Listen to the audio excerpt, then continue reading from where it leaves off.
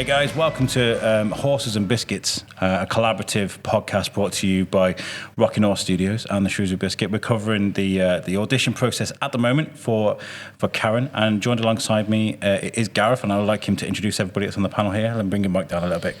There you go, shorty. Thanks for that. At least wasn't Baldy for a change. Today we've got NASA on the podcast with us, and Luke Allen, who they're part of the writing team and the filmmaking side, the guys behind the camera. And today we're holding these auditions for this audition special to hopefully find someone to play our bad guy, our villain. Yeah, there's nothing better than a good villain, is there, Luke?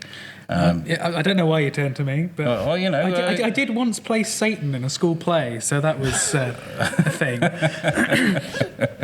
Can you go more inner bastard than Satan? How do you do that? I mean, it was Satan. It was a jukebox music. We never got to actually do it because of lockdown, but it was a jukebox musical of Satan disguised as a nightclub owner, and I had to do Crocodile Rock and I had to do Fire. It was interesting, and also an interesting choice that the school cast, I think the only open Christian in the musical theatre department being me as Satan. That was right, guys, who can we play as Satan?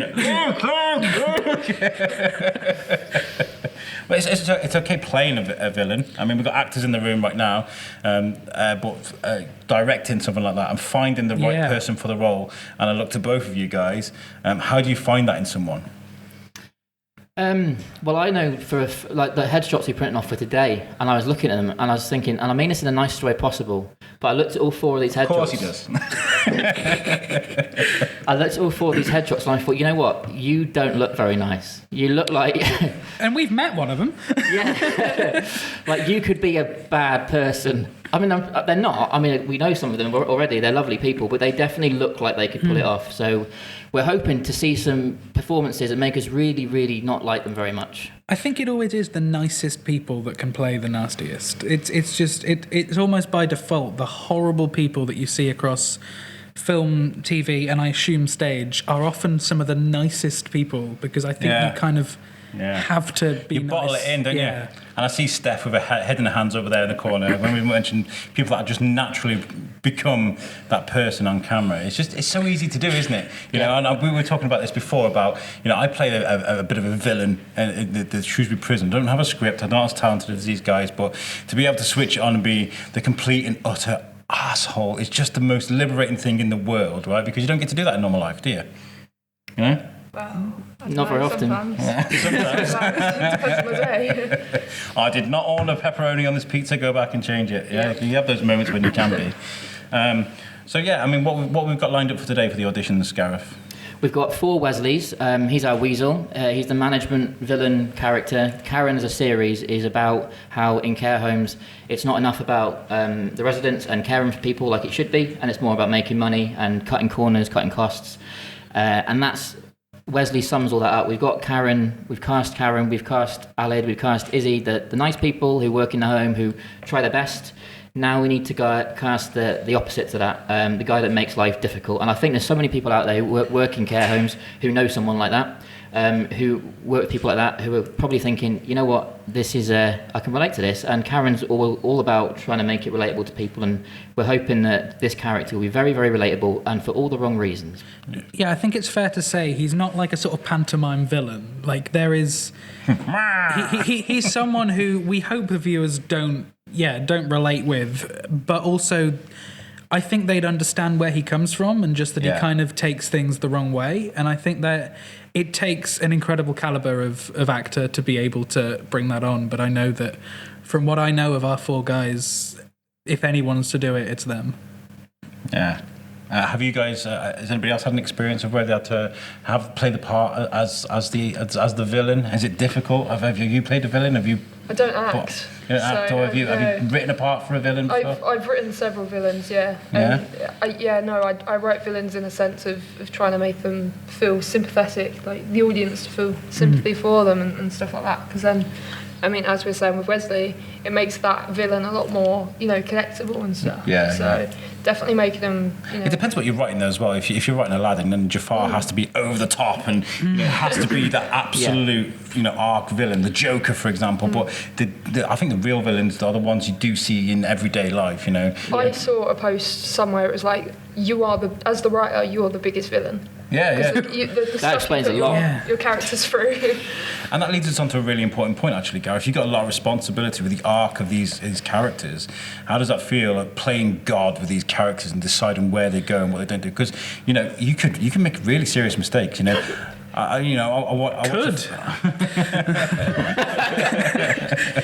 I love it. And like Wesley, you know, there are reasons why he's the way he is. His upbringing wasn't great. We're not excusing the way he treats people now, but he's realistic. There are reasons why he's the way he is, why he acts like this spoilt brat half the time. Even these 3 scenes we're doing today, the first scene, he's a bit pathetic. He's a bit of a laughing stock. He's going to basically just take the mick out of him. Second scene, he's got all this power and he's suddenly this dominant villain. And then in the third scene, we see a completely different side and he's all vulnerable and you start to understand. And it takes a great... we can't talk about what it is, but there's a great instant that happens when everyone's all very sad all of a sudden. It's quite traumatic. And then you see a vulnerable side to him. So hopefully, even though we're meant to hate him, the right Wesley today will feel sorry for him by the end. It's also great when you have a villain that you suddenly flip around and you actually feel for. You know, you've seen it in Game of Thrones, The Walking Dead with Negan. Everybody hated Negan with Walking Dead, but you find yourself kind of starting to like him a little bit.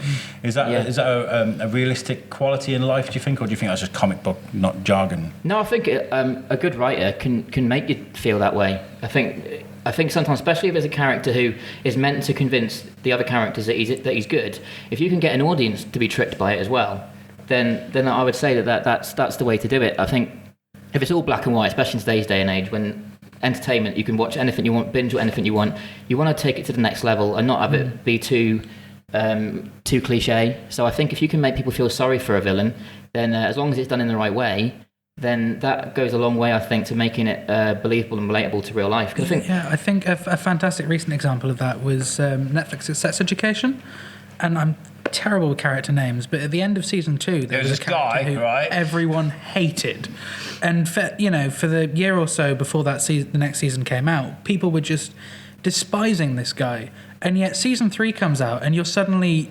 you're feeling so sorry for him. You're not excusing his past actions, but you're going, oh, I see where that comes from, and it justifies it so much more. So I think it's not a simple, oh, surprise twist, he's nice now thing that we're doing. There is so much justification behind that, and there's not going to be a moment where it flicks a switch and suddenly he's everyone's friend. We're just going to find out more about him and be able to like him more, I think. And I think it's important that you've got that final, that later scene for some of the actors to do, because I think they need to know that about Wesley before they do those first scenes. Yeah. It's an interesting process as well, because we've got most of the actors here that went for Alid last time we did this, and you were all fantastic, by the way. I'm not just saying that because you're in the same room as me, but honestly, you were fantastic. But there's that performance that absolutely just blows you away. I mean, with the over here, like, absolutely just killed me and Orla and everybody else in the room. Are we looking for something like that today? Do you think we're going to see something like that? You want to, you always do. When we cast Orla as Izzy, we weren't sure if the Alids could live up to that, and they absolutely did. So it's a hell of a pressure to say, right, okay, we want to see that again. But if we get it, then yeah, we'll have no complaints. Yeah. And I'd love to speak to some of the actors in a sec, just to find out sort of like where you go to. Where do you get that role from? You know, when it comes to being Alid, or even if it's being the bad guy, where do you go to? Where's your inspirations? What have you seen in your life that makes you think, I'm going there, I'm going to go Jake Gyllenhaal, or I'm going to go Leonardo DiCaprio, and this, you know, what is it that you've seen in your life that makes you move in that direction? I think it's really an interesting thing, especially psychologically, do you know what I mean? Or do you go to some traumatic part of your life, you know, to make yourself cry? You know, these things are really important to talk about when it comes to... Yeah, I also think it's quite worrying that I know when I've done the baddies like previous project when we did this abusive father figure, and then we're doing with Wesley, it's quite unsettling how easy I find to like write realistic stuff for a bad guy. Like, I'm not like that, am I? Hopefully not, you know.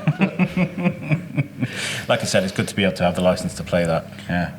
So, anyway, so what we're going to do now is who are we going to bring on next on the show? We're going to bring on 3 very talented chaps called Ben, Chris, and Mike, who all auditioned for Alid. Didn't get that part, but they can tell you about what they did get instead. We'll go across the room. Where can people find you, or social media, or whatever? Where can people follow your work? We'll start from On Instagram, I'm just amy.doesfilm.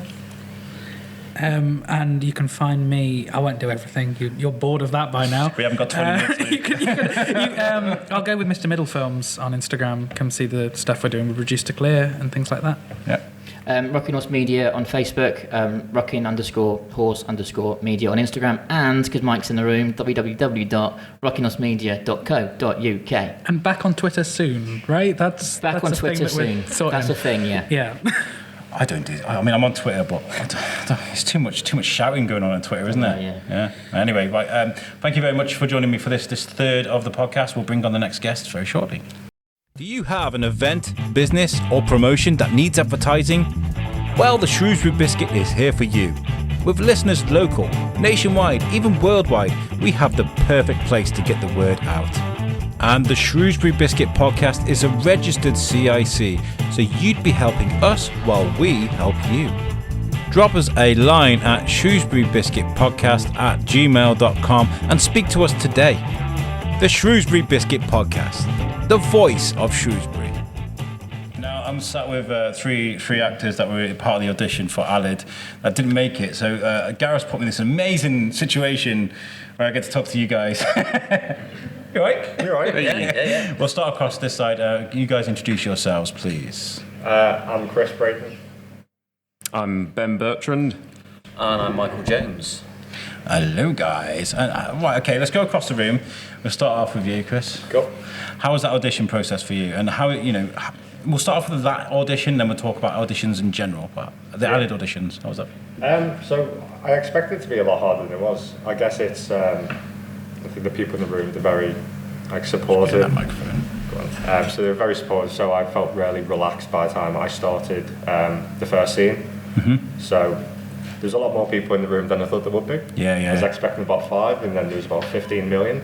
But yeah, like I said, I settled in quite well, and yeah, it was fine. It was a daunting experience for me too, because I'd never been to an audition like that before. So I was in the same position as you. I didn't quite expect. I didn't expect a name card and people to know who I was. You know what I mean? So that was a nice thing. But it's daunting. I mean, I suffer from social anxiety and speaking to a room full of people in front of an audience as well. But like in front of a microphone, I'm like, "Hey guys, welcome to the Shoes." But in real life, I'm kind of like, "Please don't speak to me."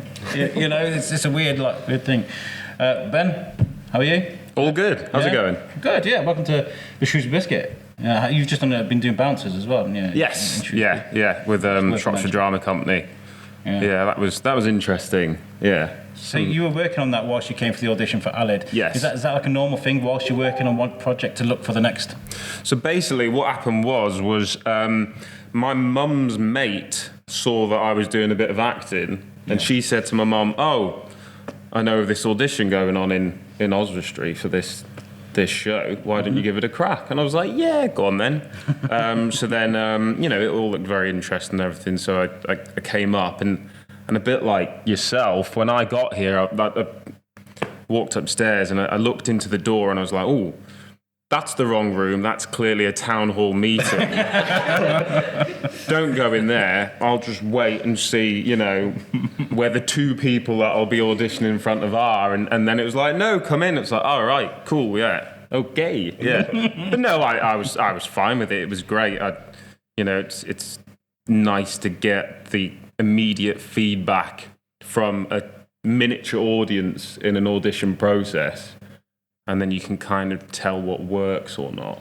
So you take it, you from an audition, you get notes that you can go on and improve yourself to the next audition. Well, it's not just that. It's in the actual audition itself, I'm very aware of people's initial reaction and, the facial cues of someone on the corner of the corner of my eye and that sort of thing. And it's like, yes, this is working or So if you're not. doing like a real heartbreaking, "Oh my God," scene we got tears on, and Yeah. there's somebody in like fits of laughter, you've done it wrong. Yeah. Or I've done it right in a weird way that no one expected. Yeah. Triggered some mental thing that's just sent you off into fits of laughter. Yeah. Mike, you auditioned as well, very good as well. You guys are all fantastic. I gotta say, like, there's people here that at the auditions probably agree with me that we were just just spoiled for how talented you guys were, and it was very difficult actually because we were like, oh my god, this guy wins. Oh my god, this guy wins. Oh my god, it was just yeah. For me, it was difficult. How was it for you? Yeah, it was interesting. It was the first time I've auditioned for anything in a long time. I got involved. I did something else with Rocking Horse a few months back. We did like a live fight scene, and then from that I was asked to audition for Alid. But yeah, it was like I say, a room full of people. So it was quite intimidating. But even more people today. Wesley's just going to be a rock. Don't envy with Wesley. And I mentioned with Gareth and stuff, and with Luke just about trying to find you a villain, right? So when you're auditioning for a part of a villain, I got to you, Chris. Sure. Where do you go for that to be the most horrible version of yourself? How do you build up that energy? I think you would take stuff from life. Say whether you've seen it in films or you've just seen it, say on a night out, you've seen how some people might treat other people, or you take it from personal experience. You just put like it's an amalgamation of everything that you just put together, and then you just put your own spin on it, and essentially just improvise, play around with it, and see what you can create. But I think especially with like villains, it does allow you to just push yourself, and just you can get away with stuff that you wouldn't do in normal life as well. Yeah. Not that I want to do that. I mean, like in Heath Ledger's case, it's probably a bad idea. I wouldn't go that far. Like you, Ben, where do you go to find your inner bastard? I think the great thing about playing someone who's antagonistic is it's just letting it all hang out. Yeah. Do you know what I mean? It's a sense of like everyone has that animal in them, I think, and I think most villains or antagonistic characters are people with low inhibitions who are very self-interested, and that is essentially humanity in its primal animalistic state.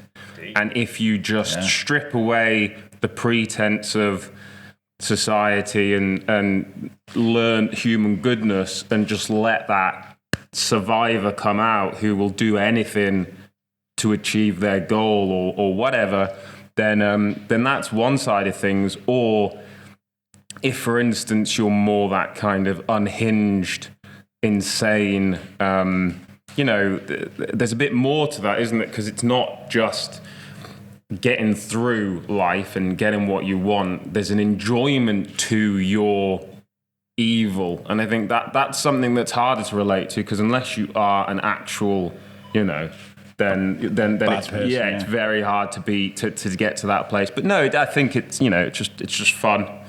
I always remember this scene from Superbad with Michael Cera, and he was meant to like knock the girl's boob that was in front of him by accident, and it took him like 7 takes because he wouldn't actually do it, because he was that nice. He wouldn't accidentally touch this girl's boob, and I always remember that as a behind the scenes thing. And I just thought, you're too nice, kid. You're too nice for this game. Get out there. Mike, where do you go to? Have you had the opportunity to be an absolute? I've not had the opportunity yet. Would you like to? I definitely like to, yeah. Yeah? I think, like these guys have said, it would be very fun to be able to do that, because it's not a normal day-to-day thing you're able to do. And to have that sort of ability, be able to give that opportunity to be able to do that, then it's very liberating. I've got to say, I'm very lucky with what I do at Shrewsbury Prison, because I get to play. It's an immersive role, so there's no script, but you have a goal and you have people around you. Sometimes there's 60 people, and my role is to ruin everyone's day and straight up just take things from people, make them feel sad, make them feel bad, and it's the best thing in the whole world, because in real life I can't do that. Do you know what I mean? So if anybody has the opportunity to be an asshole, go out there and do it, please. I think that's the best thing about acting in general, though, is because you get to play a character that you would never be, whether it is a nice person or, say, a superhero, or like going down the road of like supernatural, like a vampire. You get to be someone or something that you'd never normally be, and it's quite exciting to just immerse yourself in that character, whether good or bad. And do you sometimes find yourself looking at scripts and things and think, I need this role? Is there something that you've read before that you're like, I need to, like you've just done Bouncers, how did that script speak to you? Is it one of those things you've read and you're like, I'm going to nail this because it's what I live for? I liked the chemistry amongst the the 4 characters, because it was an equal parts. So we were all on there for an hour and a half, and we all had pretty much the same amount of lines, and there was a lot of bouncing off each other. Pun not intended, but that was good, wasn't it? That was great. There's a lot of a lot of chemistry, and you know, it was quite funny, and I did like the idea of working with people that, you know, you've got that kind of relationship with, that chemistry with. It's just fun. It's enjoyable when it flows. So that's what I liked about that particular play, was it was very snappy, you know, and I liked that. Spoke to you in a nice way. Yeah. What about you? Have you read anything recently that's like, this was made for me? No one else? I mean, I wrote myself a script. Yeah? That is made for me. Yeah? It's made for me, by me, acted by me. Yeah? Self-centered and all that. No, that's good though. I think you've got to be able to do that. I mean, like, I've heard a lot about when it comes to the arts and things, that you've got to learn to love yourself. You've got to learn to write and do things for yourself to better yourself. Or, you know, and that's good, right? I think it's like, especially when you're trying to start off a career as well, creating your own stuff is like, it's a way of obviously getting yourself out there as well. Whilst like, I started like a radio drama. It's like fantasy over lockdown, and essentially it's just me doing loads of stupid different accents. Yeah. That sounds like fun to me. It is quite fun. I need to get back to it, to be honest. I have to keep in touch because I'm doing my voice acting stuff at the moment. Mike, is there anything you're working on at the moment, or is there anything that's caught your eye recently? Not really, no. Alid caught my eye. Well, yes, that was well, as everyone on this panel now will know, but it was very, especially the last scene obviously was a very emotional one, and I quite liked that, the digging into that kind of emotion and stuff like that. So, but yeah, there's things in the pipeline. So, yeah, that's good. So, well, you know what, I'm so sorry you guys didn't get the role as Alid. You know, we could only pick one out of the amazing array of actors we saw. But I do wish you guys the very best going forward, because you're all brilliant. Well, we got other roles, didn't we? Yeah. So, you got other roles, and that's the good thing as well. I think that it's good because you don't expect it. Like, you go to an audition, you go, okay, I might not get this role, that's fine. But then to get such good positive feedback from everyone, that just boosts your confidence. Is it good though, or is it just rip off the band-aid, let me die? No, bleed actually, slowly. No. I actually was good because it was my first proper audition since leaving uni. Good. And then, like I said, there's a lot of people in the room, and my confidence was boosted by the end of it. And then to still get a role, even though it might not have been the right one, that's what happens with acting. Like, it could be something, like a little thing that they go, actually, you're more suited to this role. So like, I got the role of Nate. Yeah. And down the line, and yeah, I'm looking forward to it. And he's quite like a bad guy as well. What about you guys? It's the butterfly effect, isn't it? So something little that happens over here with positive intention, it might not be a straight line to success or whatever it is you're trying to achieve, but you know, it will have a knock-on effect that causes something later on. So I wouldn't be here if I hadn't done the last play I did. You know, I'm only here because I was referred, and then obviously I got this other role from auditioning for this. Yeah. So, you know, and then who knows what, you know, I might end up auditioning for something else or being involved in something else as a product of this, and it might be the same for all the other people involved. You know, there's no such thing as a dead end, I don't think. There's always the next. Yeah, it's just opening another door to another opportunity. It leads us on to what we're going to be talking about next. Is this what Rocking Horse and the collaborations across the county, as far as Liverpool, right? You know, or wherever you guys have come from. Like, there's some ripples in a pond being made right now by this group of creatives that have come together to make not just one thing, possibly a few other things. You know, so. It's exciting times. Exciting times. Well, thank you, gentlemen, for chatting to me. Thank you. We've got 3 more people coming on. We're going to get through this quickly because I can see Gareth staring at me. He's like, "We've got auditions to do, brother. Never mind your podcast, right?" So thank you for sort of joining me. Across the board, social media, where can people offer you work or follow you or whatever you? Instagram, Chris Braden, actor. Ben Thomas Bertrand. That's my Instagram. Sorry. Yeah. I'm not as professional as having an acting thing. I'm just Mike Jones. Mike Jones. on Instagram. So. Look for a cheeky chappy, yeah. Right, okay, thank you very much for joining me. Let's get 3 more guests on the show, shall we? Thanks. Okay. And we're back with our 3 final guests for this little half an hour thing. This was supposed to be live, so I'm really sorry that you're listening to this audio only, but hey, we've made a Horses and Biscuits. So don't yell at me, Gareth, all right? We made it, all right? It's just not live, that's all. Across the room, let's introduce ourselves. Stephanie Gerrard. Yes? Dean Raymond. Orla Jones. I love that. It was like, Dean, Raymond. You guys have been on the show before. We're talking about this thing that we're making, what you guys are making with Rocking Horse, and the sort of collaborations that we're making. We're just about to do the Wesley auditions. Are you all looking forward to it? We'll start with you, Steph. Yes, I am. I can't wait to see what comes through that door. Yeah? We've got high hopes. I mean, Izzy was good, Ali was good, so this better be good. Amazing. Dean? Well, yeah, you know, it's good to be on the other side of the panel after last time, walking in and seeing a load of people, and then seeing how they react to seeing loads of people like I did, you know. So yeah, be good. Orla?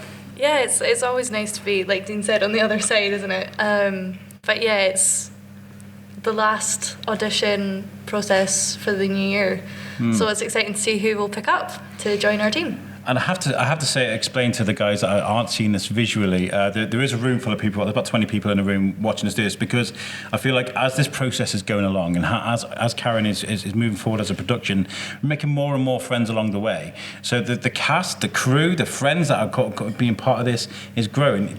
Steph, this feels like something special, right? It really does. Yeah, this family has grown loads since this has kicked off. I mean, what started as a small little clique of a family is like, well, a room full of people. Yeah.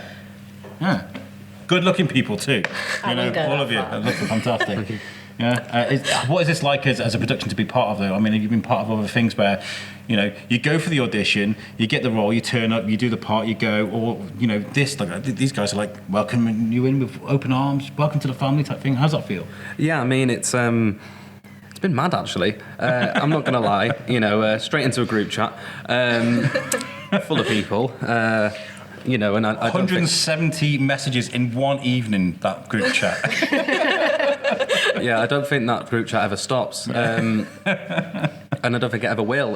But it's fine, it's great, and you know, it's good to get to know everyone, because a lot of the time, you know, especially on film and TV stuff, I find, you know, you just right, you've got the part, see you in 2 weeks, don't hear a thing, you know. Whereas everyone here, you know, happy to chat, happy to, you know, talk to you, you know, everyone's just dead friendly, and it's great to be a part of. Yeah, and moving forward, I like to think that Rocking Horse, and whatever you guys are all working on separately, or as a collaborative effort with Luke, got Luke Allen, who's still here, you know. And what I found was really, really interesting, because we had the folks that would step away from an audition, maybe not get the part, but you'd have Luke go in, well, maybe I can use them for something I'm working on, or you know, vice versa. So like, there's this huge. Gareth stole enough people from me. He's complaining about Gareth stealing people from him, so now he's getting his own back stealing. It's interesting, because like I was explaining to Orla in the car on the way up here that one of the most romantic sort of things I heard about when it comes to creating TV or movies, what have you, is this thing I watched about Stephen Fry and Rowan Atkinson and Hugh Laurie and all these amazing comedians would lock themselves in a room for 12 X amount of hours, probably drink a lot of alcohol, maybe do a bit of drugs, I don't know, but they would just sit and write. And what became of those guys is a legacy that people still talk about today. So I'm not comparing you to like Rowan Atkinson or Stephen Fry there, Gareth, but I'm saying something special has happened here, and I feel like there's going to be really positive repercussions because of it, right? Well, it's like the fact that it's all kind of snowballed. Everything's come into place just at the time we need it, I think, and it's fairly obvious that now is the time, now is the chance for what we're creating, all as individuals and as a collaborative, and it's exciting to see where it'll continue to grow to. Yeah, I think so too. Even if we make some, you know, audio dramas, you know, anything that can come from this. We're always looking, I guess Gareth's always looking for new ways to move this, you know. The podcast is just one little idea that we come up with, and I think it's a great way just to keep the conversation moving, because this thing is constantly morphing and changing into new ideas. I mean, Karen is a pilot for a potential TV series that could go in many different directions, and Karen in itself is a spin-off. Do you know what I mean? So conversations create these things. Right, Steph? Yes, they do. It's hard to believe me and Gareth were talking the other day, and a year ago we sat on the sofa in his office, and that's when it started. Yeah. It's just one We had a idea. video we couldn't play as well. Gareth sent me a video that we were going to play on the live thing, and we couldn't play it. I'm very sorry. But what I'll do is I'll release that if you want me to on the Biscuit page. And we had a Vimeo video as well from someone that auditioned for. Yeah, Izzy. Sarah, who auditioned for Izzy. Yeah. So I'm sorry we won't be able to play that, but we'll share it on the Biscuit page today and get that done. Right, we've got to move forward because we've got the auditions about to start. So I'm very sorry that I've only been able to speak to you for a short amount of time. Across the room, like we've done with everybody else, where can people follow you, offer you work, or follow your progression? I'm Steph Gerard @Axe on Instagram. Yeah. Dean Raymond Actor on Instagram. Orla L. Jones Performs on Amazing. Instagram. And as well, if you're listening to this for the first time, you can follow the Shrewsbury Biscuit podcast on both Facebook, Instagram, Twitter, which I don't really use, but you can listen to all the Shrewsbury Biscuit podcasts on iTunes, Spotify, wherever you get your podcasts, and we're releasing our vintage episodes on YouTube too, so make sure you give us a subscribe there. Any mentions you want, anything you want me to add on to this, Gareth? Yeah, just keep looking on the Rocking Horse page, Rocking Horse Media, for any updates to do with Karen. There's going to be a big workshop. We're all going to be there in the new year to help us find more extras, be they residents or carers. There's going to be loads of opportunities yet to come. So. Amazing. Well, thank you very much for everybody that's come on the podcast, and we'll catch you guys next time. Amazing. Peace out. Yeah.